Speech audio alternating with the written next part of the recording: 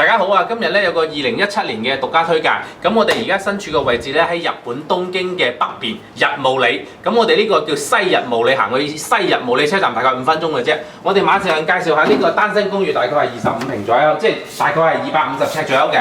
入到嚟你見到咧有個玄關位，呢、一個咧就係洗衣機嗰個位置啦。跟住我哋見到有個鞋櫃位同埋有個電錶箱啦。咁見到其實個鞋櫃位都幾寬敞嘅。明火煮食嘅開放式廚房，咁你見到呢度咧有個明火煮食爐啦，同埋有個抽油煙機。呢、個位置咧係放咧嗰個雪櫃嘅。跟住咧我哋有個好靚嘅獨立嘅洗手間，係啦，你見到有個抽水馬桶啦，冷暖嘅發電熱板。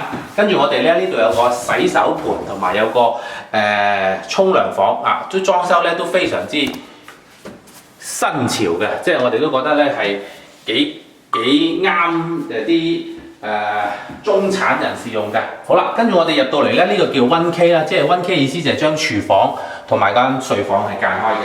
咁我哋入到嚟呢一度咧，你見到呢度咧就係個單身公寓啦。然之後咧，我哋呢度咧就係個露台啦。咁我哋呢度望出去咧就係西日暮里嘅景色啦。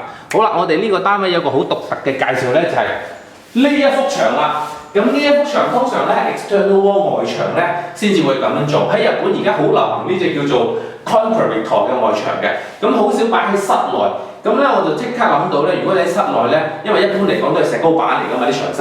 咁如果你有個室內嘅concrete 呢個好實嘅石屎牆咧，你可以咧將一啲吊床收埋上去或者放翻落嚟，咁你可以落馬就螺絲都 OK。如果你話就咁攞嚟裝飾咧，其實佢都好 elegant 好 grand 嘅，即係都幾有呢個時尚嘅風格嘅室內嘅設計嚟講。